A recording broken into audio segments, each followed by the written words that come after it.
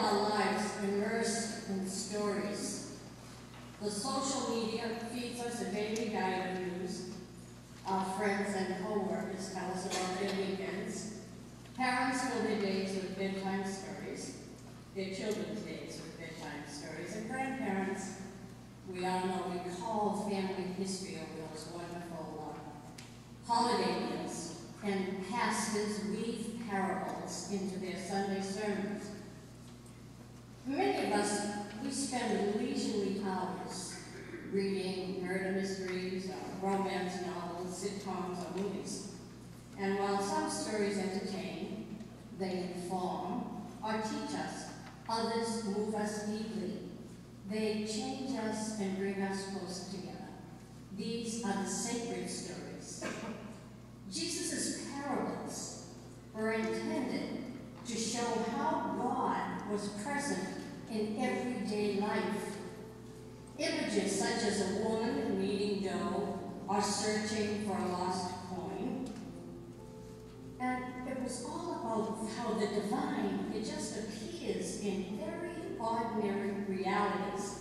Bread, money, a vineyard, a mustard seed. God resides in the details of life. Today's readings are very easy to interpret.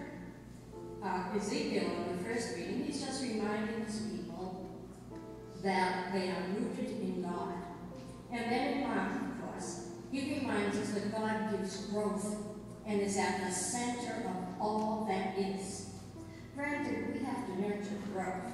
But what I love about the parables, what I really love is that they remind us that the earth is so thick with divine possibility, that Jesus wants us to use our imagination, doing something with our creative capacity.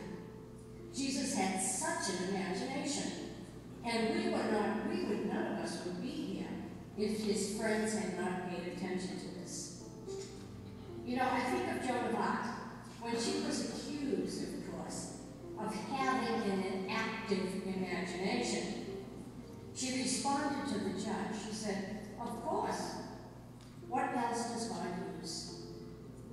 God wants us to read the world as God reads it, and to bring it into our faith lives.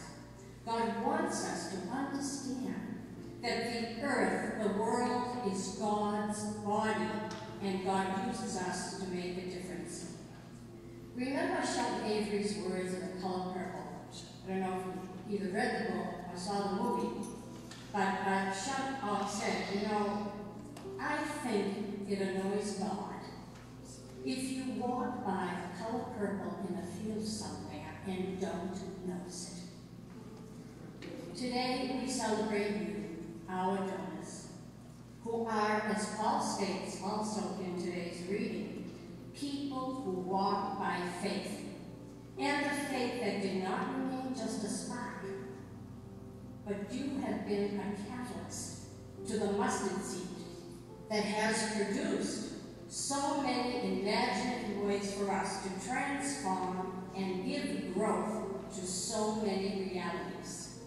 Poverty into solidarity, violence into peace, injury into justice, inequality into dignity, ignorance into learning, woundedness into healing, environment into climate justice.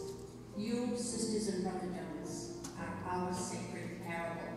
And even though we are so small and our world is so big, you have helped us make a difference. You are our beautiful, sacred story. Thank you for companioning us and keeping God's dreams and kingdom